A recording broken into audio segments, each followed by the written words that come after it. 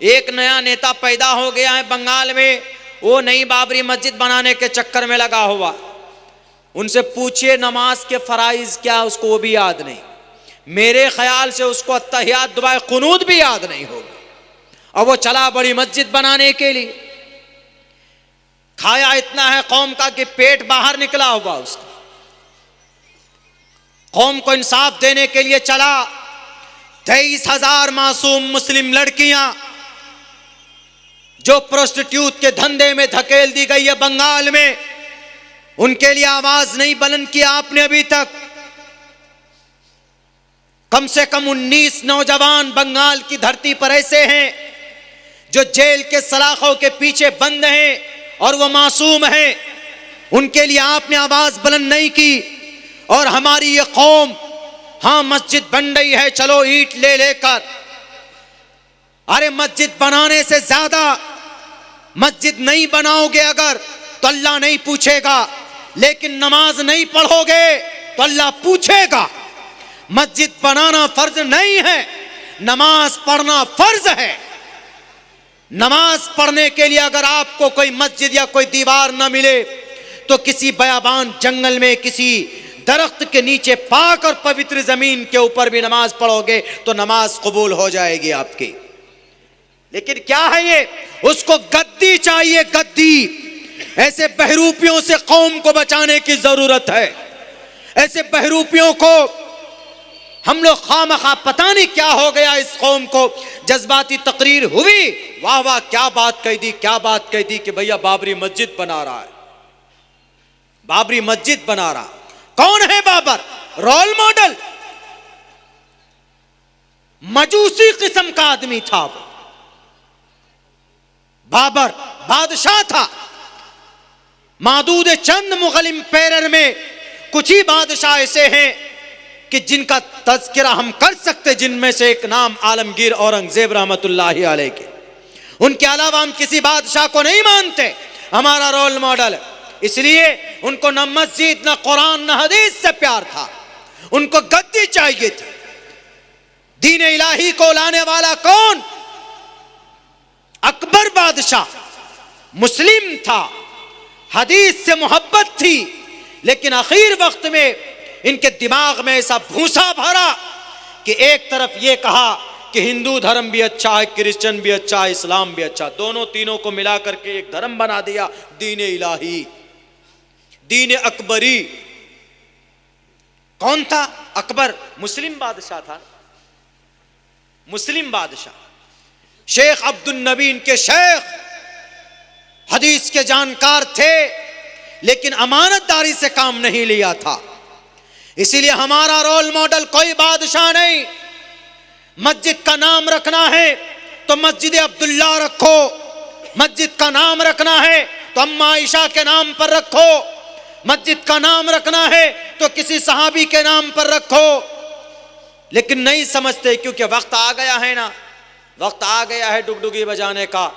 इसीलिए उम्मत के नौजवानों, आप सबको ऐसे लोगों से होशियार रहने की भी ज़रूरत है। और ऐसे मौके पर आप सबकी रहनुमाई और रहबरी अगर कोई कर सकता है तो कोई नेता नहीं, आपके पास आपकी शरीयत मौजूद है।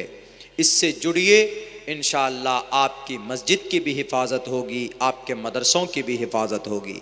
कोई आवाज़ बुलंद करने वाला नहीं है जनाब, कोई नहीं। मैं भी आसाम में था, कम से कम 5 से 6 दिन तक का दौरा था। वहाँ हम कई मदरसों में गए, अभी की बात, बिल्कुल जस्ट इसी महीने में हम गए कई मदरसों में। हमने जा करके पूछा कि भाई सुना है कि यहाँ 1303 मदरसे कन्वर्ट करके स्कूल में बदल दिया। 1300, मामूली 1303 मदरसे। हमने कहा ऐसा क्यों हुआ? यहाँ के नेताजी ने आवाज़ क्यों नहीं उठाई? उन्होंने कहा कि वो नेताजी इसलिए आवाज़, जो मुसलमानों के नेता हैं वहाँ के, उन्होंने आवाज़ नहीं उठाई। बोला मौलाना उनकी कोई मजबूरी है। हमने कहा थे आप लोगों ने कहा कि भाई डंडा चला है सब पर, हम लोग मजबूर हो गए, हम लोगों ने भी देखिए हमारे मदरसे चेंज कर दिए गए। यानी उनमें से वो जो बोर्ड के मदरसे थे जिनको ग्रांट दिया जाता था, अब वहाँ उन मदरसों के अंदर उनकी मर्ज़ी के मुताबिक सिलेबस और निज़ाम तय किया गया है। जहाँ कुरान पढ़ाया जाता है तो वहीं पर वो लोग गीता भी पढ़ाते हैं। बल्कि बाज़ जगहों पे तो कहा कि कुरान के ऊपर में बहुत सारे इल्ज़ामात है, बहुत सारे आरोप है, इस कुरान को बंद कर दो, गीता पढ़ाएंगे। गीता में अच्छी बात है, हालांकि गीता के पहले मंत्र में जंग है, जिहाद है, धर्म क्षेत्रे कुरुक्षेत्रे समवेतायुत्सवः मामका पांडवाश्चैकिं कुर्वत संजयः। जंग है। कुरान की पहली आयत में क्या है? पहली सूरह फातिहा, अल्हम्दुलिल्लाहि रब्बिल आलमीन, ईश्वर की, अल्लाह की तारीफ हो रही है। अल्हम्दुलिल्लाहि रब्बिल आलमीन, तमाम तारीफ उस रब के लिए जो दोनों जहान का पालनहार है। अर्रहमानिर रहीम मालिकी यौमिद्दीन, इय्याका नअबुदु व इय्याका नस्तईन, इहदिनस सिरातल मुस्तकीम सिरातल लज़ीना अनअमता अलैहिम गैरिल मग़ज़ूबि अलैहिम वलद्दाल्लीन। पूरी सूरह फातिहा पढ़ी, यहाँ तक कि आप सूरह बकरा की एक रुकू पढ़ लीजिए, अलिफ लाम मीम ज़ालिकल किताबु ला रैब फ़ीहि हुदल लिल मुत्तक़ीन अल्लज़ीना युमिनूना बिल गैबि व युक़ीमूनस सलाता व मिम्मा रज़क़नाहुम युनफ़िक़ून। पूरी सूरत पढ़ लीजिए, एक रुकू तक पढ़ लीजिए, कहीं पर भी एक लफ्ज़ जंग, लड़ाई, मार पर नहीं है। सूरह फातिहा में तो अल्लाह की बड़ाई है, फिर एक दुआ है, फिर पनाह मांगी गई है मग़ज़ूब कौम से, भटके हुए कौम से। इतना अच्छा पैगाम इस कुरान का। एक दो आयतें उनकी समझ में नहीं आए तो इसी पर इल्ज़ाम लगा दिया कि कुरान बंद करो। इसीलिए मुजरिम हम लोग भी, हमारे स्कॉलर भी कुछ न कुछ चूक उनसे हुई, हमारे दानिश्वरों से। कुरान में जो मज़ामीन है जिसके ऊपर ऑब्जेक्शन हो सकता, उसको दूध का दूध, पानी के पानी तरह करके पेश करना चाहिए लोगों के सामने। जैसे फ़कुलू मिम्मा गनिमतुम, इस आयत का तर्जमा क्या करते हैं हिंदू? पता? देखिए कुरान में है हिंदू का माल लूटो और खाओ, फ़कुलू खाओ, मिम्मा गनिमतुम लूट कर। कितना गलत तर्जमा है। और इसमें हिंदू अपनी तरफ से मिला देते हैं। फ़कुलू फ़ेले अमर है, खाओ। अकल याकुलु, अकलन के माने खाना, फ़कुलू पस खाओ। मिम्मा गनिमतुम, गनम यगनिमु के मतलब जो माल तुमको मैदान जंग में जीता है तुमने, वो माल को तुम खा सकते हो। ये तर्जमा है। लफ्ज़ हिंदू कहीं नहीं और लफ्ज़ लूट कहीं नहीं। लेकिन इसका क्या तर्जमा करते हैं लोग? विश्व हिंद परिषद के नौजवानों के दिमाग में भरा गया कि कुरान की ये आयत का ये मतलब है। तो अब हमारी क्या जिम्मेदारी बनती है? हमारी जिम्मेदारी ये बनती है कि इस आयत का ये मतलब नहीं है। जहां तक हो सके वीडियो के जरिए, यूट्यूब के जरिए, फेसबुक के जरिए, सोशल मीडिया के जरिए से, चूंकि वहीं से फितना फैलाया जाता, तो इन जगहों से हम दीन की इशाअत और दीन पर, कुरान और हदीस पर लगे हुए एतराज का जवाब दे सकते हैं। बिल्कुल ममानियत नहीं है। हालांकि कुछ लोगों ने एतराज किया कि वीडियो नहीं बनना चाहिए, लेकिन कुछ लोग क्या जो कुरान को बदनाम कर रहे हैं वीडियो बनाकर, तो उसको उसी जगह से जवाब दे सकते जबकि इसकी इजाजत है। तो फ़कुलू मिम्मा गनिमतुम का तर्जमा क्या करेंगे आप? कैसे समझाएंगे? मैंने पढ़ा है वो मंत्र, वो कहा गया कि रुद्र वो गिरीवा शरैत पिशाच अब ब्रह्मा दुविशो जई तुवम तूर्य तरुषता सत्यम विभाजनी। तरुषतः सत्यम विभाजनी, शत्रु को मारो और शत्रु से बचा हुआ माल जो है विभाजनी, वो बांट लो, आपस में खा लो। इसी को कुरान में यूं अरबी में कहा गया फ़कुलू मिम्मा गनिमतुम। पहले ज़माने में ऐसा होता था, लड़ाई होती थी दो बादशाह के बीच में, एक जीतता था एक हारता था। जो जीता, हारने वाले बादशाह के टोटल चीज़ पर जीतने वाले का कब्जा होता था। इसी को माल गनीमत बोलते। लेकिन इस आयत में लफ्ज़ हिंदू घुसेड़ कर इसका मतलब बदलने की कोशिश की, तो हमारी जिम्मेदारी बनती कि इसकी वजाहत करें।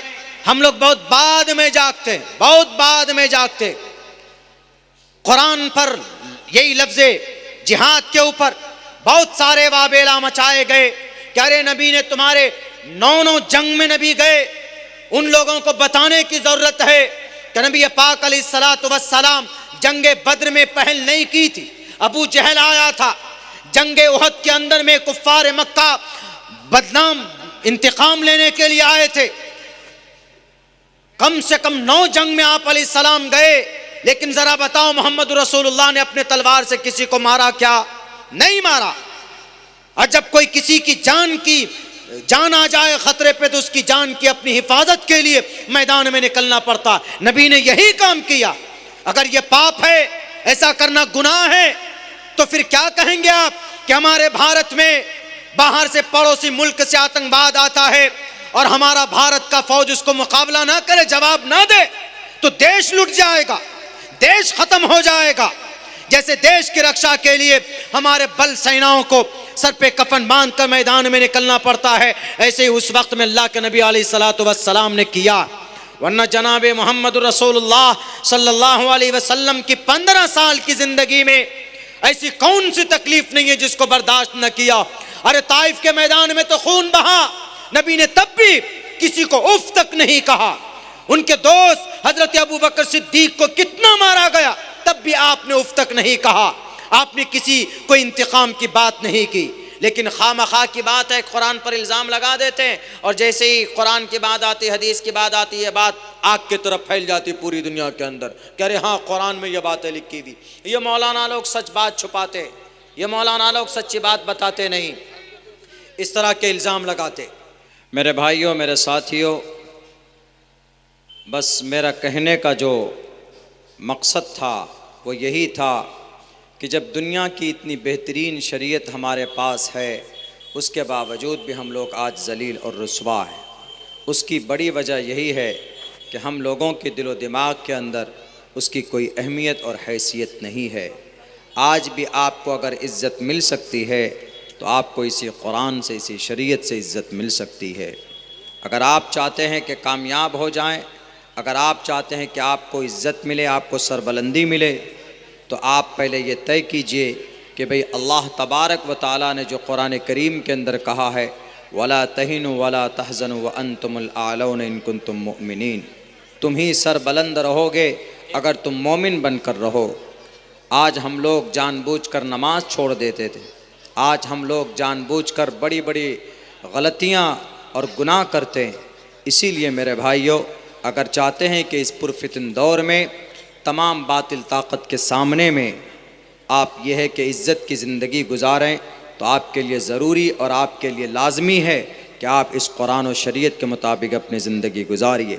इन जलसों को सिर्फ़ जलसे, रस्मी जलसा मत बनाइए, बल्कि जो भी बातें पैगाम कुरान और शरीयत का आपके पास तक पहुँचा है उन पर अमल करने की कोशिश कीजिए, तो इंशाअल्लाह तबारक व तआला आपकी कामयाबी होगी। इसलिए कि इससे बड़ी दौलत हमारे पास कुछ नहीं, हमारे पास और कोई ताकत नहीं है, हमारी मदद के लिए और कोई नहीं आने वाला है। आपकी मदद अल्लाह से बढ़कर और अल्लाह से बड़ा खैर खा आपका कोई नहीं हो सकता। हमारा रोल मॉडल जनाब मोहम्मद रसूलुल्लाह सल्लल्लाहु अलैहि वसल्लम है। आज हम अपने डगर से हट गए, भटक गए, जिसके बुनियाद पर पूरी दुनिया की जालिम और बातिल ताकतें आपके ऊपर, आपके मदरसे पर, आपकी मस्जिद पर, आपके कुरान पर, आपकी टोपी पर, आपके बुर्क़े के ऊपर चढ़ बैठे। इसीलिए अगर आप चाहते हैं इनकी हिफाजत हो तो इन पर अमल की ज़रूरत है। अगर हम अमल करेंगे तो इंशाअल्लाह दूसरों तक अच्छा पैगाम जाएगा। अगर हम इनके मुताबिक अपनी ज़िंदगी गुजारेंगे तो ज़रूर इसकी हिफाजत होगी। चूँकि शरीयत किसी बिल्डिंग का नाम नहीं है, किसी इमारत का नाम नहीं है कि उसकी हिफाजत के लिए आपको किसी बंदूक की ज़रूरत पड़े, बल्कि शरीयत एक तहरीक है, एक निज़ाम है, एक सिस्टम है। अगर आप उसकी हिफाजत करना चाहते हैं तो उस पर अमल की सख्त ज़रूरत है। अब आपके बीच आपके महबूब मुक़र्रिर हज़रत मौलाना शेख जरजीस अंसारी साहब तशरीफ़ ला रहे हैं। आपको उनकी बातें, कीमती बातें सुननी है, और इस नीयत के साथ सुनिए कि जो भी बातें सुनेंगे इंशाअल्लाह हम उसके मुताबिक अपनी ज़िंदगी गुजारेंगे। बहुत बहुत शुक्रिया, जज़ाकल्लाह। अस्सलामु अलैकुम वरहमतुल्लाहि वबरकातुहू। वॉलंटियर जो मोहम्मद मानिर, दुलाल, फरमान अली।